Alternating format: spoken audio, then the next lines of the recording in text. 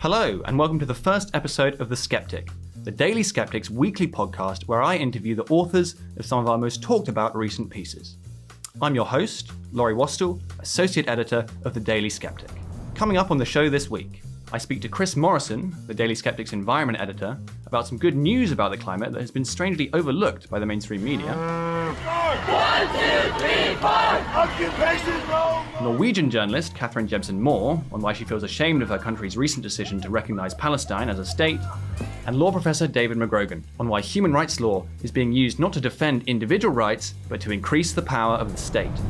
But before all that, I'm pleased to be joined by the editor-in-chief of the Daily Sceptic, Toby Young, who's going to tell me a bit about the new podcast. So Toby, thanks for being here. And what's the idea behind The Sceptic? So, hi Laurie, welcome aboard. So we did have a podcast that was associated with the Daily Sceptic called The Weekly Sceptic, which is something I still do with Nick Dixon. But we've now spun that off into a separate business, and it no longer has much connection to the Daily Sceptic other than my involvement. So I thought we should probably have a dedicated Daily Sceptic specific podcast in which a host, you, interview writers of some of our most talked about, most widely read pieces that we published recently, so our readers get a chance to get to know some of our most frequent authors and get to hear a bit more about their articles that they've recently published. So where will this podcast be available? So initially, Laurie, the podcast will be available for free either on YouTube, or you can watch it on the website via an embedded YouTube video. That's the video version. Or you can listen to it via Podbean, which enables you to listen to it on your favorite podcasting app, or it'll be embedded on the website as well. But the plan is, in due course, to include some premium content in the podcast, so extended interviews with some of our favourite writers, some additional content as well. I was thinking about introducing a section in which we ask people what their favourite dystopian movie or novel is.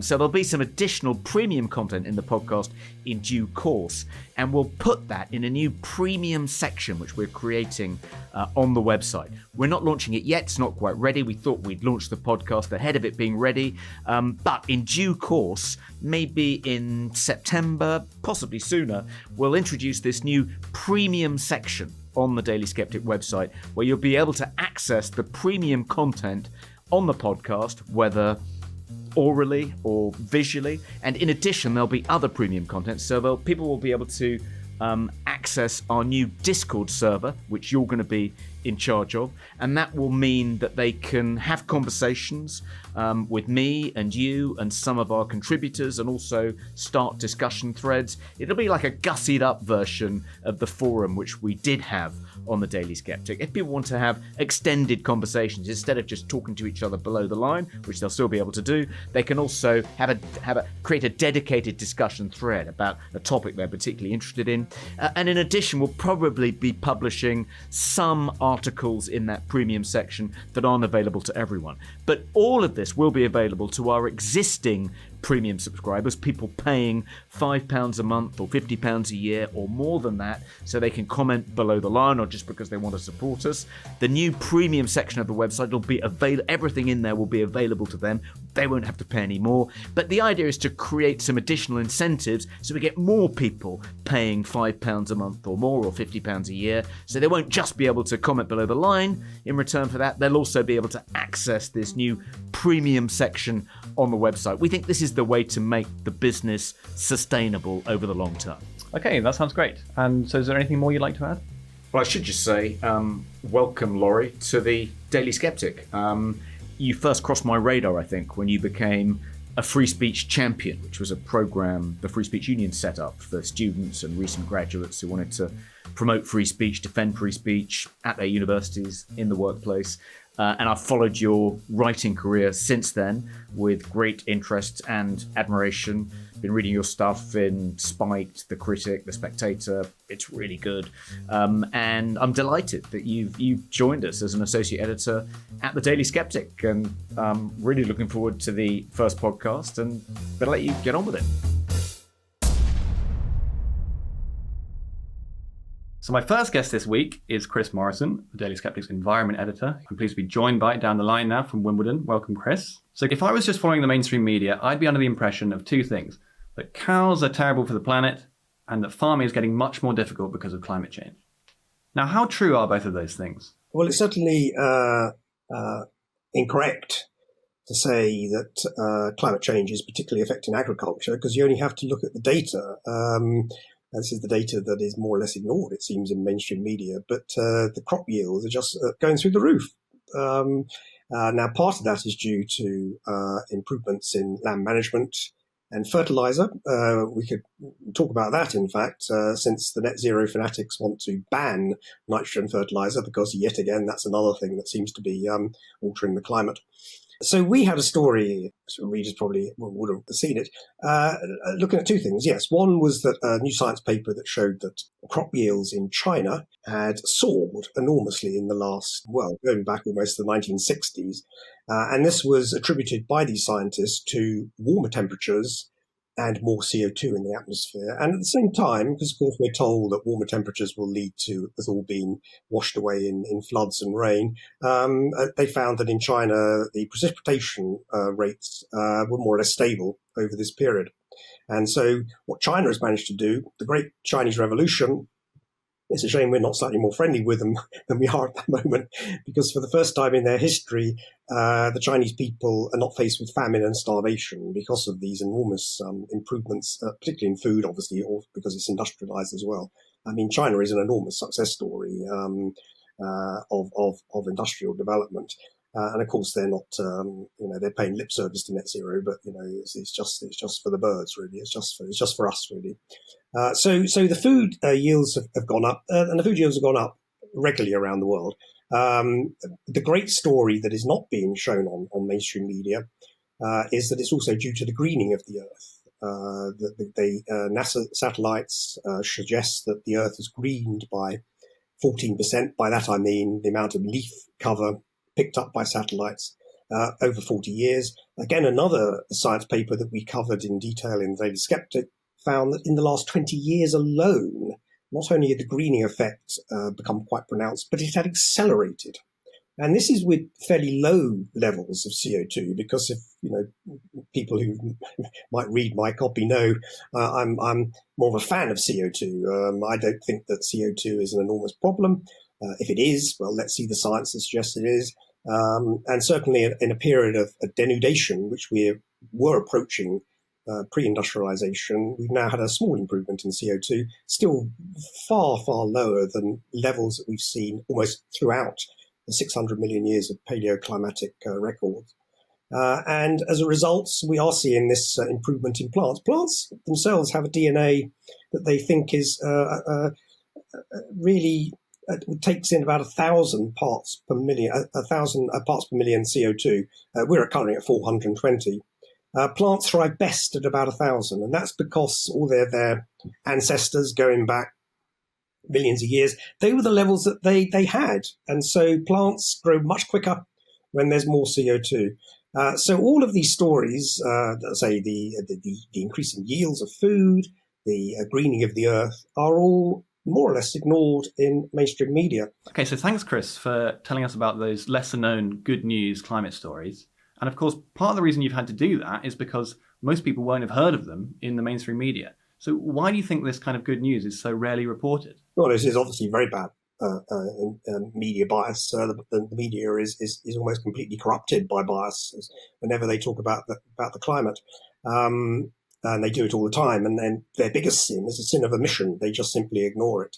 They're running into a political narrative. And again, as we talk about in the Daily Sceptic, that narrative is a net zero collectivization. It's a deindustrialization that's been planned by many elites across the world. It's not a conspiracy theory. You can read about it in what they say and what they write and all this sort of stuff. And they are planning a major deindustrialization under the guise of net zero, under the guise in particular of a climate emergency. So anything that suggests that the climate is not collapsing doesn't appear to be particularly welcome in mainstream media. So I'll give you one or two other examples, which again, readers of Daily Sceptic will be well informed about, slightly better informed than say, BBC, Sky and ITV. For instance, the Arctic sea ice. is engaged in a small recovery, a cyclical recovery. And it has been for at least 10 years. If you look at the summer sea ice, the minimum, it's at the same sort of levels as it was 10 years ago. And of course, what they do in the mainstream media is they draw a line down from 1979, which happens to be the year when accurate satellite measurements came along, but there were satellite measurements before that. And we have a pretty good idea of the ice. We know had observations going back to the 1800s, naval observations, for instance. And we know that the ice is cyclical, the Arctic sea ice. And we know that 1979 was a particular high point. It was much, much lower in the 60s and the 50s, we think. And so what they do is they draw a line. There was a major drop for about a decade or so. I think it was about 1990 or so. But I say since 2007, and certainly for the last decade, the decline has dramatically stopped. Doesn't stop people like Sir David Attenborough quoting climate models, telling us recently on BBC that the summer sea ice would very likely be gone by 2035. All these alarmists looking forward to swimming galas, if you like, near the North Pole. They've all been extremely disappointed because the ice hasn't really hasn't played ball. Partly that's because the temperatures have risen slightly in the Northern Hemisphere. They've risen much higher in the Northern Hemisphere than they have in the Southern Hemisphere, which is a very natural climatic process because there is more land in the Northern Hemisphere, which warms up quicker. But we think that the Arctic ice, for instance, is controlled by the AMO, which is a decadal oscillation, a natural current. There are many others in the world. They think it's caused much more by something like that. And if it turns one way or turns the other, it brings in warmer or cooler waters, and that has much more effect on the ice than perhaps marginal rises of air temperature above it. All of these things are used when there's bad news or when there's a turn for what they think is bad news. And then as soon as the cyclical nature of this occurs, it's simply ignored. It's just dropped from the headlines. And they move on to the next bad weather or whatever they're wanging on about, sea surface temperatures or something like that. They're all trying to suggest that the El Nino is a minor part, and so the recent rise in temperatures is all due to carbon dioxide. And they're back on the usual hobby horses without any real explanations given to what scientists genuinely think, because this is what real scientists will look at. They will look at all of the causes. That's what we try to do on Daily Sceptic. And so we try to give a voice, if you like, to a lot of the scientific work that goes under the radar, that simply doesn't follow the narrative. So, of course, for the average person, they're really only getting one side of that narrative. So how do you think that affects people's perception of the world? Well, I suppose the worst effect is that quite a few people think that we ought to take out hydrocarbons from a modern industrial society. And I cannot think of a more insane idea if I tried. First of all, there's a complete lack of understanding of what hydrocarbons do. They not only warm our houses, but they're in everything we do. They're in medicines, they're in plastics, they're in soft contact lenses, they're in food preservatives. They wrap the food that keeps it fresh. They're in everything. And what if you just stop oil? If you just stop drilling oil, like the Labour Party is apparently, no more new oil and gas licenses. It's not just we're going to have heat pumps. We're going to have alternative lenses and medicines and goodness knows what. Hydrocarbons are a very valuable resource. And what it's done is it's persuaded an inordinate number of people, some of whom are, very highly educated, that going to net zero is a good thing. It's not. It's a ridiculous idea. And it's promoted by a confluence, I think, of influences of people who are obviously, communists, who are Marxists, left-wing, who believe the state ought to run everything, a confluence with extreme environmentalists, and they've been around for 100 years or so, a confluence of a lot of people who rely on the state and don't really understand how wealth is created. They have no real education and idea about how of science, of chemistry, of the way that these things are put together, how plastics are put together. They have no idea of how we keep warm. And they have no idea, it seems to me, of the science around climate change. And that includes, of course, most politicians, and it would appear most journalists who just reproduce what they're told to in press releases issued by people supporting the net zero narrative. So the really bad effect is that a lot of people think, for some inexplicable reason, that it's a good idea to remove hydrocarbons from an industrial society. It's not just not a good idea, it's actually impossible. Well, if it was possible, we would all be back in the Dark Ages. Literally, we would all be back in the Dark Ages. We remove nitrogen fertilizer, for instance, where I was talking about the crop yields. Yes, it's improved by CO2. Yes, it's improved by a little extra warmth. Well, crops grow much better in these things, but the crop yields would fall dramatically, and these are staples that the world's population relies on. You would have billions of people dying of famine. Literally, I mean, we have 8 billion people on this planet, and they can only survive if we add nitrogen fertilizer to the land. Now, you can make a scare story about how it's causing, whatever gas, greenhouse gas, to enter the atmosphere. But you've got to be prepared that if you go to a true net zero, an absolute net zero, which is really what they want, you've got to be prepared for the most horrendous economic, social consequences. Because when human beings, we know this from history, when things get tight, human beings start to fight. And in the past, empires only grew by taking from others, by the rich tribes taking from the less rich tribes, because there was very little wealth to go around. The only way you could get rich and powerful was to take from somebody else. Hence, if you look at any historical analysis of warfare, that's what's happened. Do you really want to go back to that? Do you really want to stop this wealth creation? Do you really want to have a class of people who are in favor of deindustrialization? In a way, I would argue that both political parties in this current general election in the United Kingdom seem to be engaged on that process. Because if you go for net zero, you're going for deindustrialization. These are the first political parties in 200 years that are arguing for people to get poorer. And the media is in full compliance with this. It's something to sort of ask politicians on the doorstep, I think, and maybe on another time we can go into, well, if you have to go to net zero because it's an existential crisis, then we have to go. We have to go back to a much darker age, and then of course we look into the fact that, well, let's look at the science. Is the science settled? Is carbon dioxide a problem? All these sorts of things, which again is, in the Daily Sceptic, we also look at.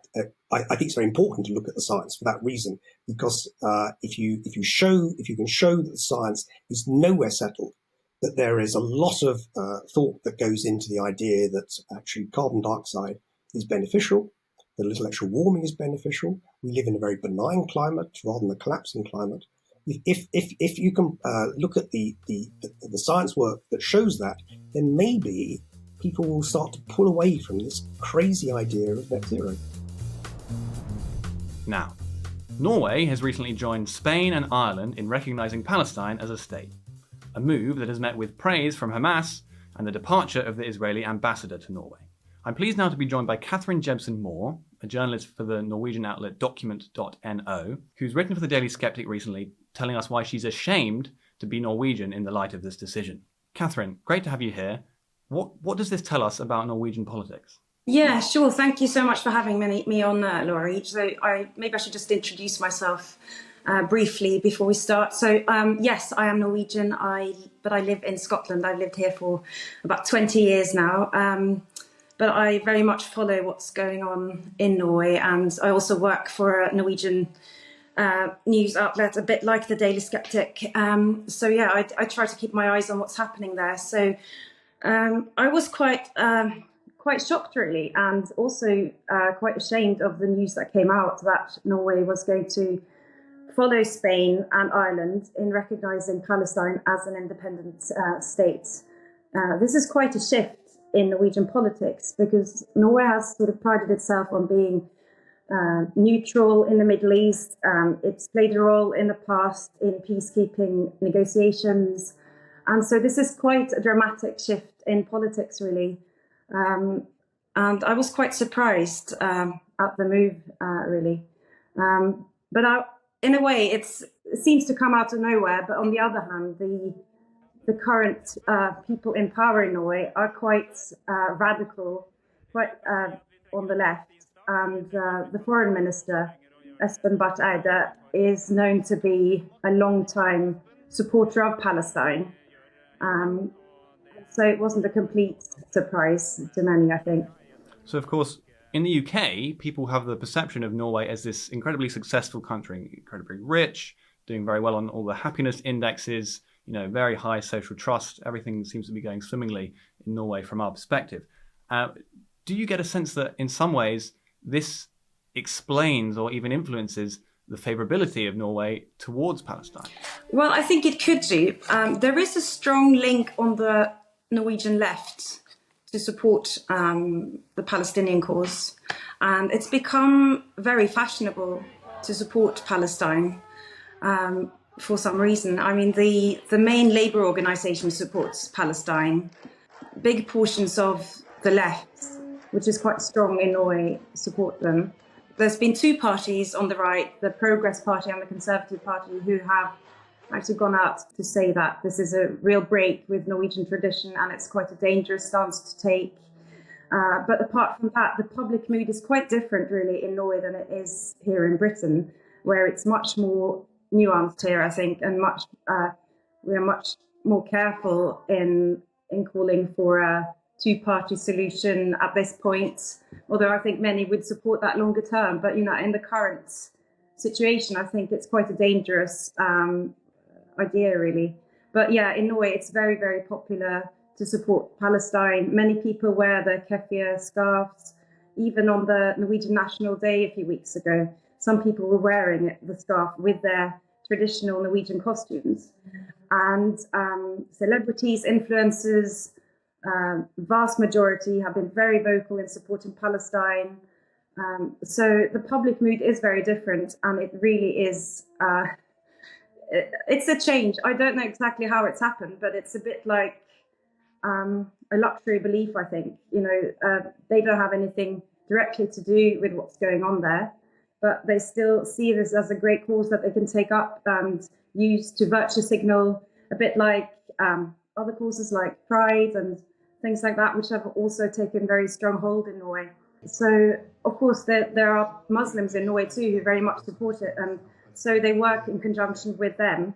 And just like in London, they have marches, quite frequent marches in support of Palestine. And Norway has a very, very small Jewish minority. So, unfortunately, this mood is really making it hard for Jews in Norway now to live and feel safe. And I wrote about that a little bit in my article as well. There's Jews saying they want to move to Israel because the current climate in Norway is now becoming quite hostile to Jewish people. And how do you feel about that? Well, I'm not Jewish myself, but I grew up with learning in school about the plight of the Jews and the Holocaust.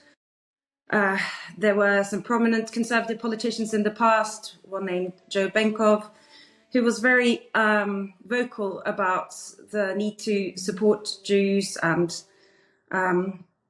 I don't think that's very visible now with today's politicians. I don't think the ruling Labour Party are very good at actually voicing support for Jewish people. And there's a lot of anti-Semitism going on in these marches, and a lot of anti-Israel and anti-Jewish rhetoric floating around, which isn't really being taken very seriously.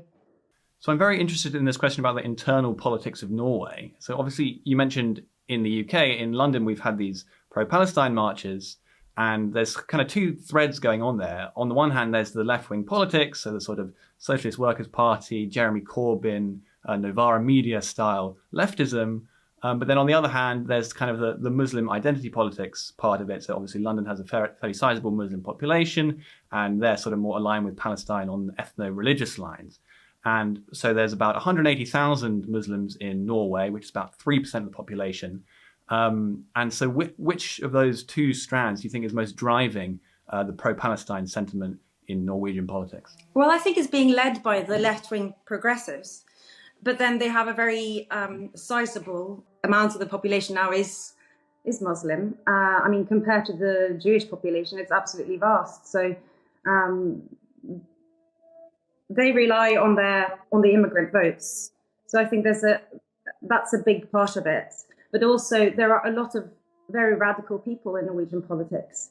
And the difference, I suppose, with the British Labour Party and the Norwegian Labour Party is that in Norway you have the Corbyn types in power at the moment. It is the left that is dominating the party.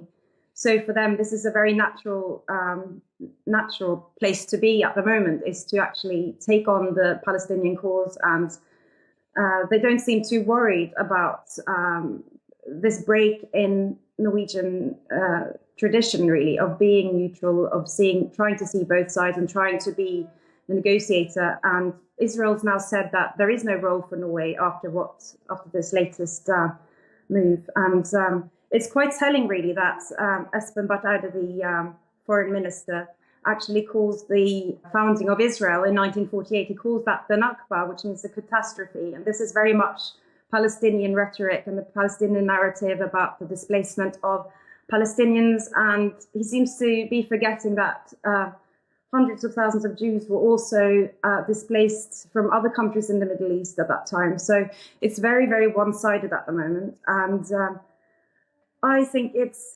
embarrassing for Norway to be to do this. It's like we're sticking out like a sore thumb at the moment compared to our allies in NATO. And I think it's a move to try to calm the very radical left-wing bits of the Labour Party. I think that's a big part of it. And also to secure immigrant votes.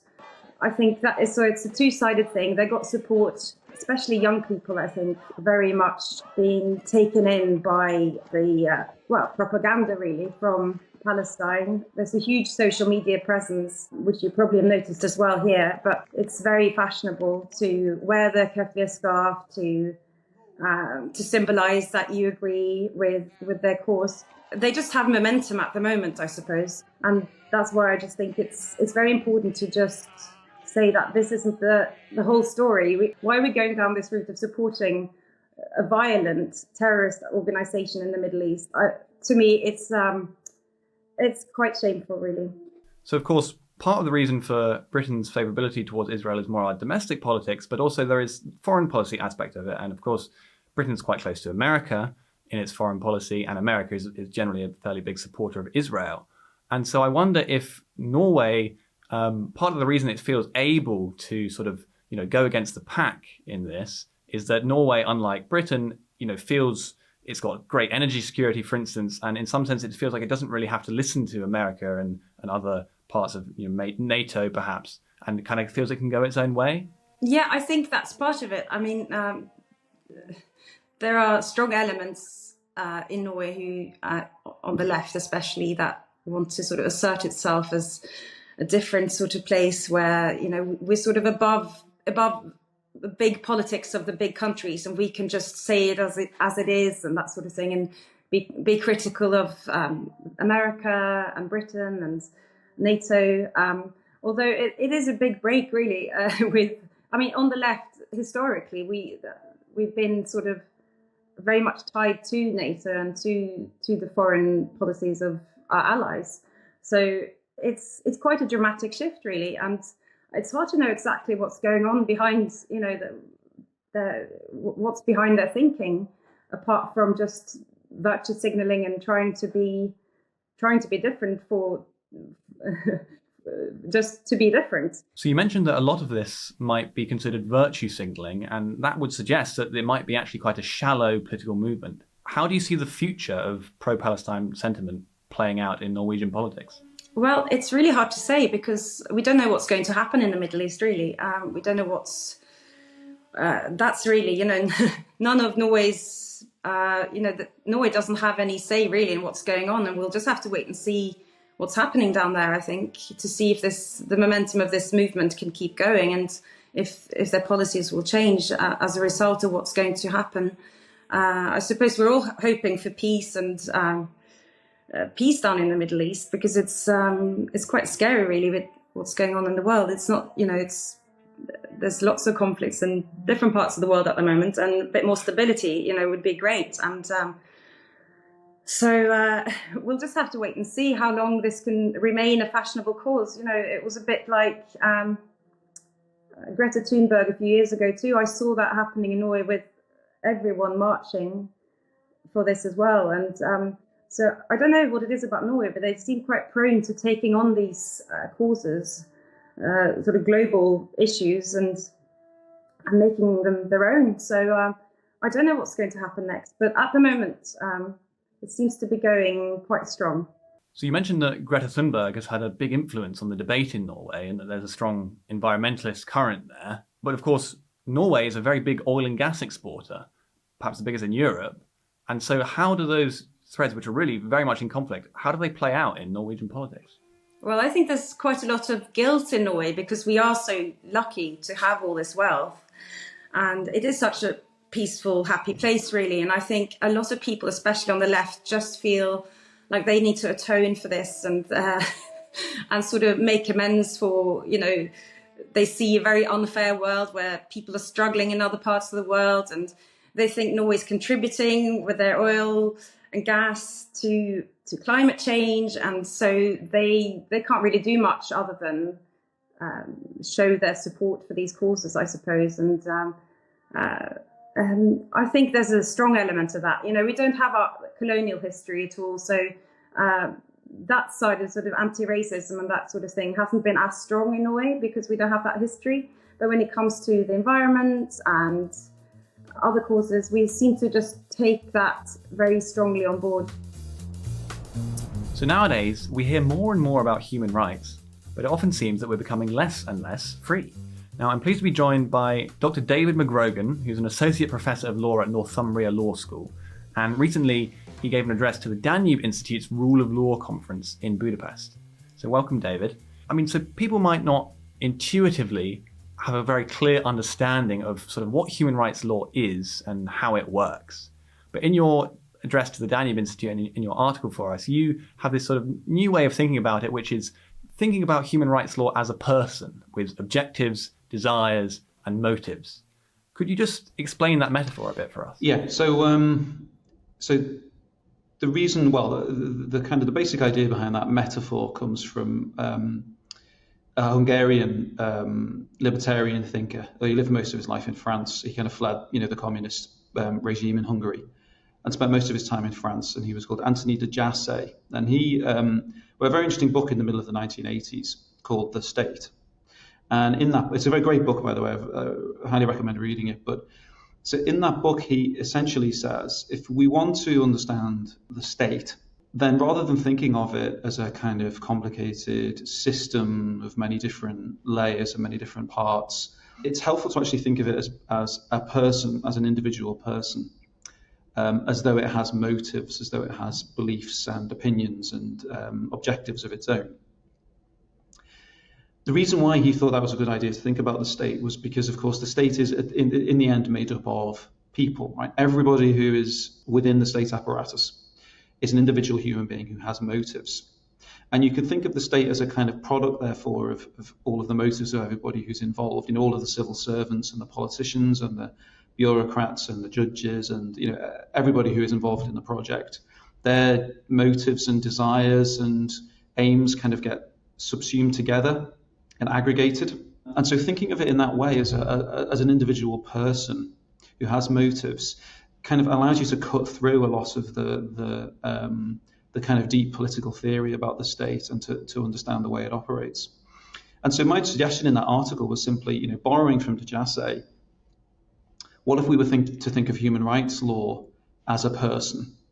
If we thought of it in that way, then what would it be doing? What would its purposes be? Allows you then to understand human rights law as a kind of really a mechanism by which the state expands the scope of its influence in society. So most people have an idea in their heads of human rights. If they think about it at all, which most people, let's be perfectly honest, don't do so on a daily basis. But when you do think about it at all, most people think, well, it's a way of limiting the power of the state, right? Like the idea is human beings have human rights, the right to freedom of expression or freedom of association or the right not to be tortured or something like that. And those things kind of form hurdles or barriers to state power. That's kind of like the cliche about what human rights are for. But if you see it the way human rights work, or how human rights work in practice, you get a very, very different image of what human rights law is doing. What human rights law seems to be doing is opening up society to intervention by the state in the name of securing often a vision of equality, combined sometimes quite paradoxically with an ideal of freedom. It's as though human rights law is designed to force the state to render everybody equal and also free. So it's as though human rights law's aim, rather, is to kind of facilitate the scope of state power. And so to give you an interesting example of that, you can't have failed to notice that at the time of the first lockdown, the big original COVID lockdown of March 2020, nobody was talking about the classic ideal of human rights law as restraining state power. Nobody was saying, well, hang on, what about the right to freedom of association? Shouldn't people be allowed to meet each other unrestrained by the strictures of the state? What about the right to liberty? Shouldn't people be able to go where they choose? Shouldn't they be free to do that? Nobody was talking about freedom of conscience. I, for example, don't believe that masks are particularly useful in restricting the spread of respiratory viruses. So shouldn't I be able to express my freedom of conscience in refusing to wear a mask? That kind of a way of thinking about human rights was totally absent, as you will no doubt remember. Instead, if we heard about human rights at all, what we heard was, well, the right to life needs to be protected. Right? So the state needs to ensure that people's right to life is secured, so they're protected from the harm of the virus. By extension, of course, people's right to health ought to be protected, so they ought to be insulated from the spread of COVID. And also non-discrimination, you might remember, or equality. You might remember that a big kind of a discourse at the time of the first lockdown surrounded this idea that COVID has this kind of discriminatory effect. So there's this idea that what the state ought to be doing is keeping people alive, protecting people from becoming sick, and also making sure that the virus affected everybody equally. So that is not a recipe for a small state. So you can see that human rights, in the way it's understood in the contemporary sphere, has very little to do with our kind of classical liberal understanding of what human rights is, that it's a restriction on state power, and instead becomes a vehicle by which the state expands, or a justification for the state expanding. To give you another example, freedom of expression nowadays, you will also have noticed, has kind of taken on this quality. So a lot of people still think of freedom of expression, again, as a kind of a buttress against state power, right? Individual people have the right to express themselves freely. What we nowadays find when human rights advocates in particular talk about freedom of speech is the idea that the state should be carefully regulating what people are allowed to express and the manner in which they express it in order to secure a kind of a greater freedom. So, for example, we mustn't have people making discriminatory comments or expressing themselves in a discriminatory way, because that will, in some respect, diminish the equality or the freedom of other groups in society. We'll also see, for example, the idea that people should be restrained from spreading misinformation or disinformation in the name of freedom of expression, because if disinformation and misinformation is spread, then it will crowd out the freedom of expression of people who are expressing the truth, accurate information. So it's not that the right to freedom of expression is a limit on state power. It actually is designed or thought of as a justification for the expansion of state control over speech in society, a kind of minute, very detailed regulation of speech in society. So it's not really about what we would think of, again, in the classical liberal understanding of freedom as being the state kind of taking its hands off, adopting a laissez-faire sort of approach. It's actually an encouragement to the state to intervene at the very, very granular level of what people individually say at any specific given moment. Are they expressing themselves freely or are they expressing themselves in such a way that will diminish the freedom of somebody else, right? Once you go down that road, you're talking about a very, very, very, very interventionist state. In fact, the most interventionist state that you could really imagine. Right. And so it seems that the human rights person, as you describe it, has a radically different view of what the state should look like from what you might call a classical liberal point of view. I mean, perhaps you would still say that the human rights view is liberal, but it's sort of liberal equalitarianism. It's the idea that the state should have the power to sort of iron out various different kinds of inequalities. And this, I think, there's something you call the end state of liberalism and how it's produced by the human rights person. Could you tell me a bit more about that? Yeah. So the way that liberalism has developed, really, I guess, over the course of 100 years, 150 years, is, as you rightly pointed out, this gradual kind of abandonment of that kind of a negative understanding of freedom as just being the liberty to be left alone, if you want to put it in that way, the liberty to simply live your life and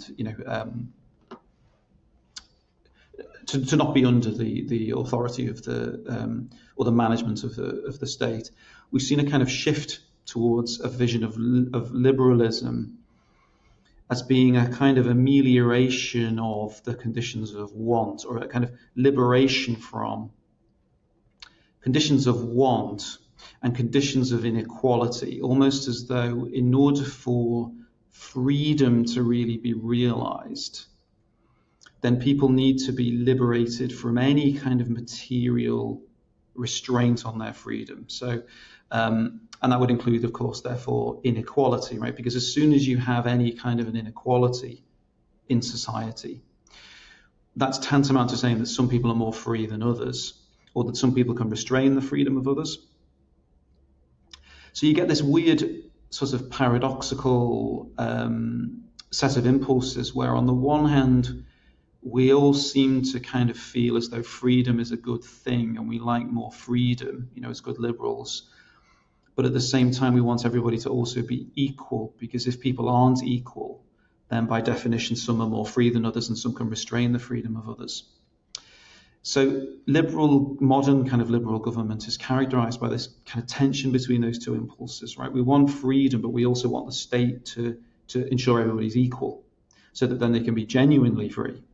And those two things, of course, are completely irreconcilable, which is why I think liberalism can't really survive in the long term, because those two impulses tug ultimately in completely different directions, right? You can't have a free society in which the state renders everybody equal by definition. That's Friedrich Hayek's argument in The Road to Serfdom, right? If you want to have a society in which everybody is equal, then by definition, that is a society which is not free, right? It's a society of serfs, right? It's a society in which everybody is in effect owned by the state. So you can't reconcile those two impulses, but modern liberalism seems to be characterized by the idea that we should, or that we can. And that explains an awful lot of what we see about us, this weird interplay between those two different, completely irreconcilable drivers or motives.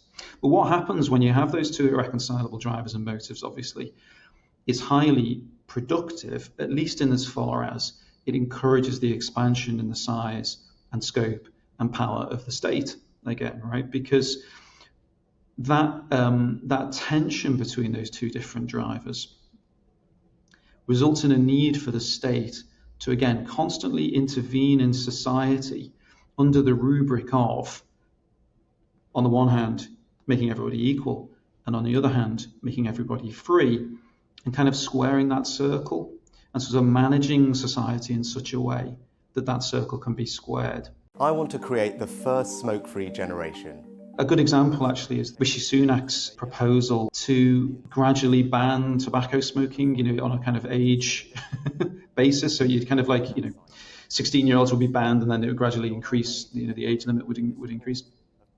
And Sajid Javid gave a speech in the House of Commons in which he said that, although he's a libertarian, and, Sajid Javid actually, he's known for being a big Ayn Rand enthusiast, right? He reads The Fountainhead every year and, thinks of himself as being a libertarian. But he was absolutely fully in support of the government banning tobacco smoking. This emergency of public health has many causes, and at the top of that list, it must be smoking, especially cigarettes. Because in doing so, in the state banning the consumption of tobacco, that in a broader sense will restore freedom to the population, because it will remove the threat of addiction and the threat of ill health, cancer, and the threat of passive smoking and all that kind of thing.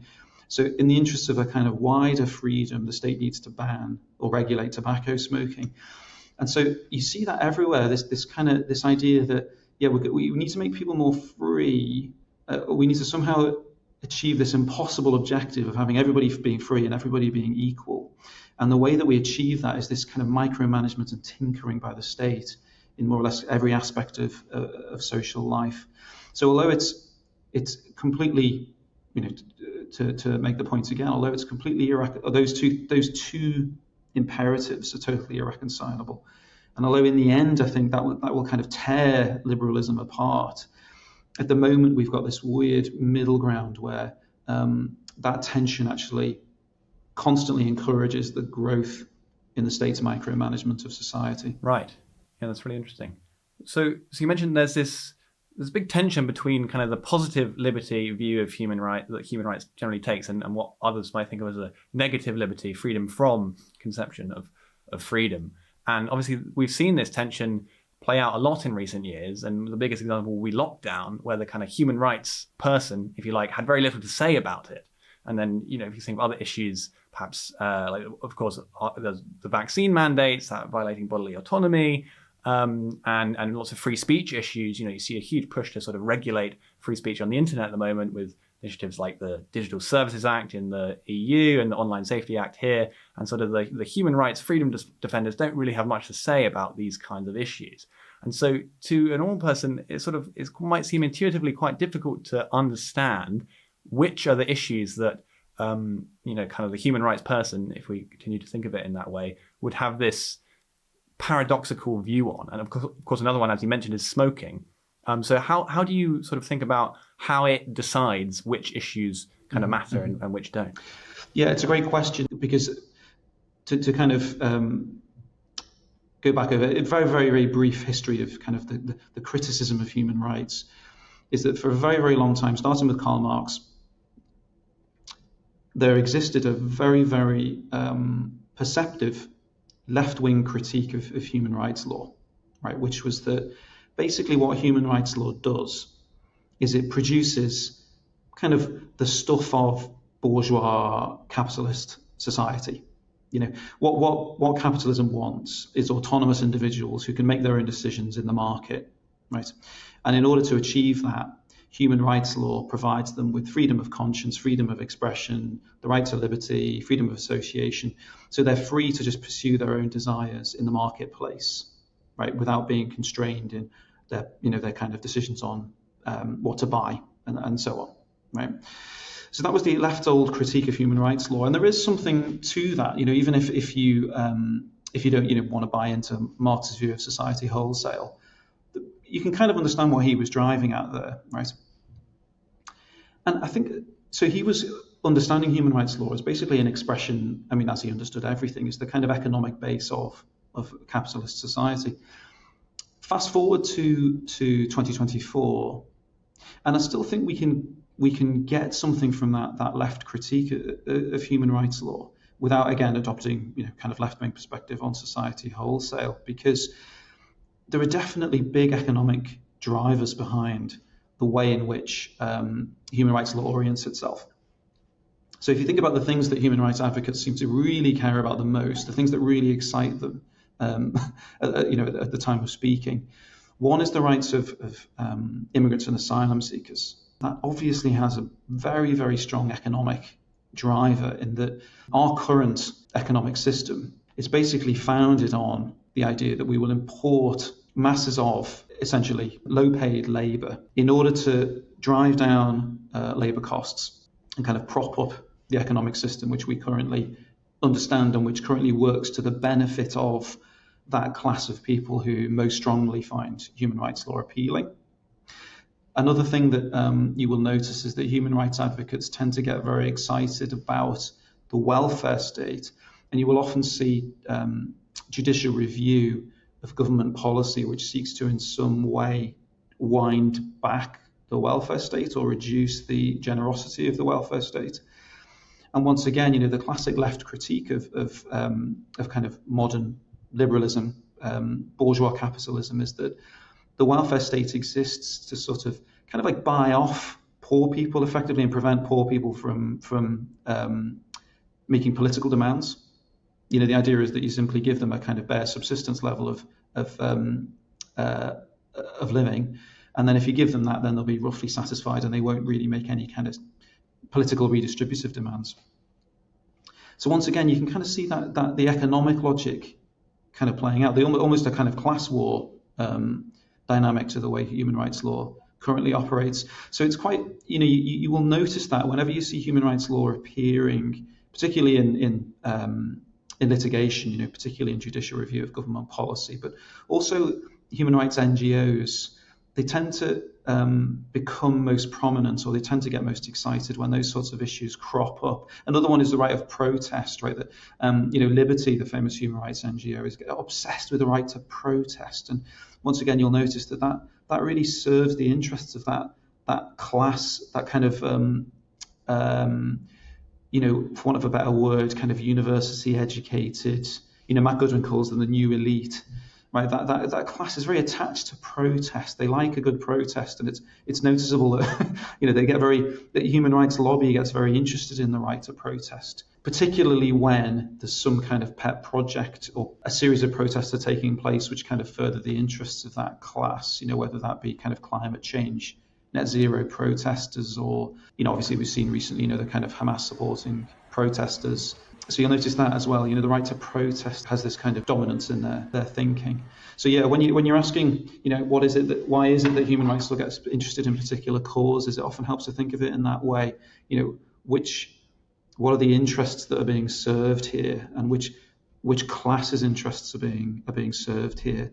And very often you'll find it is that class of people who Goodwin refers to as the new elite. Yeah. Right. So think about this a bit more politically now. Obviously, in recent years, we've had what Lord Sumption calls the expanding empire of human rights law. And, that began with the ECHR in the 50s, and then we've had the Human Rights Act, which brought it more into our own domestic law, and then the Constitutional Reform Act in 2005, which brought in the Supreme Court and gave the courts more power relative to the government. And so in against that, there's been significant pressure to potentially leave the ECHR politically.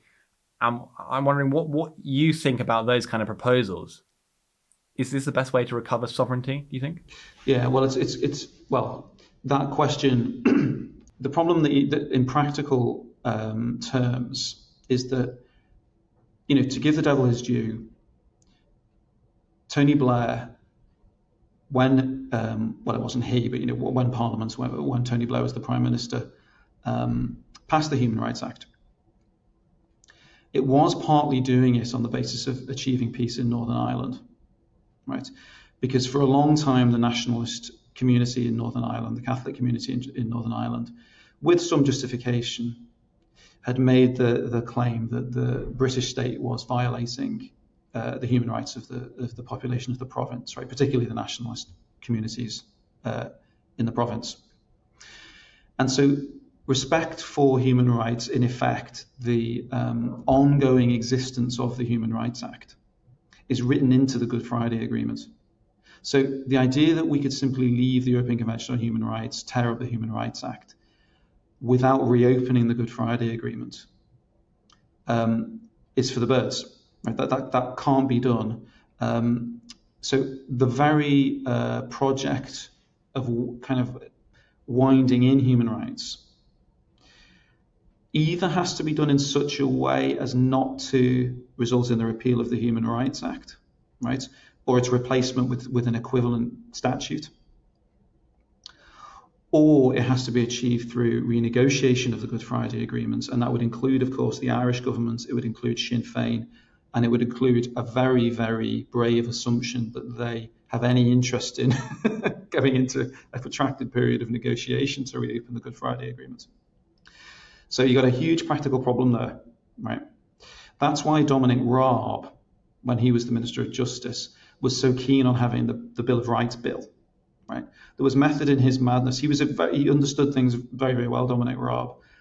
The reason why he wanted that Bill of Rights bill is because he knew that you couldn't just tear up the Human Rights Act and just leave the European Convention on Human Rights and that's that. Okay, you needed to replace it with something else in order to maintain some kind of a modus vivendi in Northern Ireland, right? So in purely political kind of pragmatic terms, leaving the European Convention on Human Rights, I don't think is a realistic proposition. Apart from anything else, it would require legislation. If you're going to have legislation, then you're going to have all of the kind of parliamentary shenanigans that we had with Brexit on steroids, because it's even more of a kind of talismanic issue for the British left, right? So you'd have a huge problem achieving that politically. Dominic Raab's idea was that you could try to chart a course whereby you would keep in effect the Human Rights Act, but you'd call it something else, right? The Bill of Rights. And you could find a way to ensure that the way that the judiciary interprets human rights law is more, let's say, restrictive. It gives more space to democratic institutions, particularly to Parliament, obviously, right? And there was an awful lot of sense in that if you're thinking about it from a purely pragmatic point of view. What's also, I think, important to understand from a pragmatic point of view is that mainland Europeans are now increasingly politically coming to the same perspective that British Conservatives have had for a long time, which is that the European Convention on Human Rights needs changing.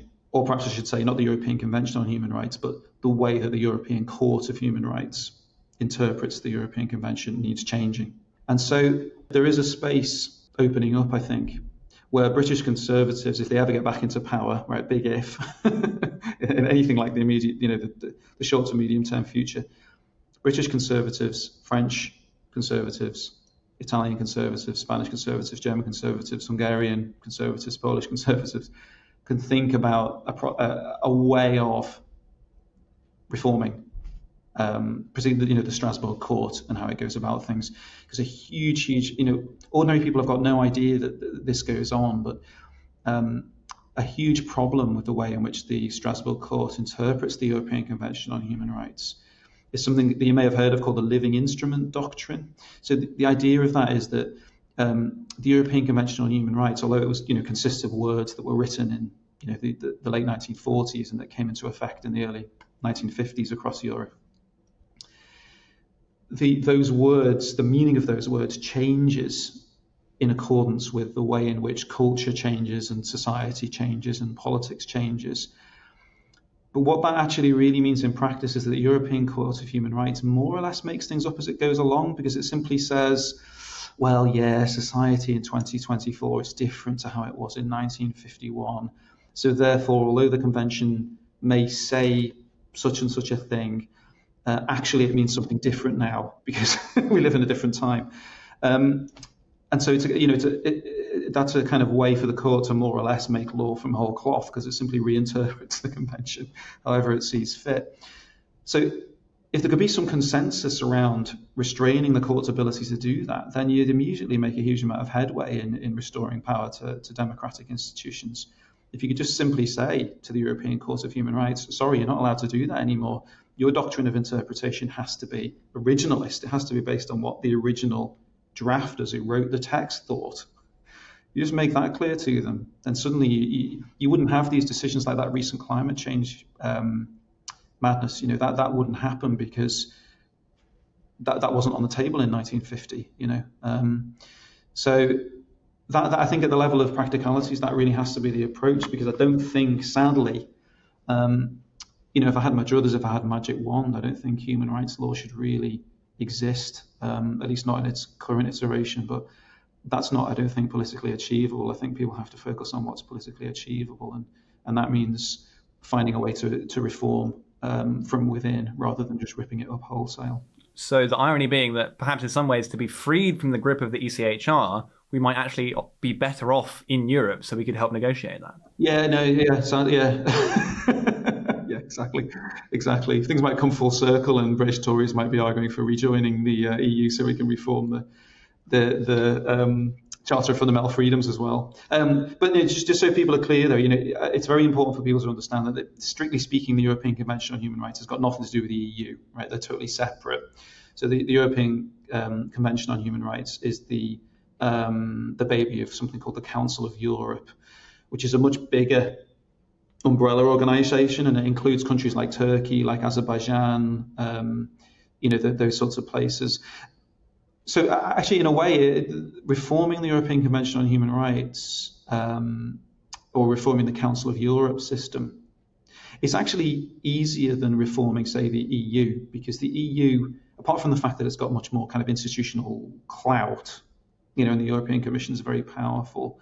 Apart from that reason, the Council of Europe is much bigger, and it includes quite a number of states who kind of chafe against the strictures of the convention and would quite like the idea of having a bit more kind of wiggle room with respect to how they implement human rights law. So I don't necessarily think that reform is completely impossible, or certainly much easier than David Cameron, for example, found reform of the EU essentially impossible for all intents and purposes, right? So, it's a different kettle of fish to the EU.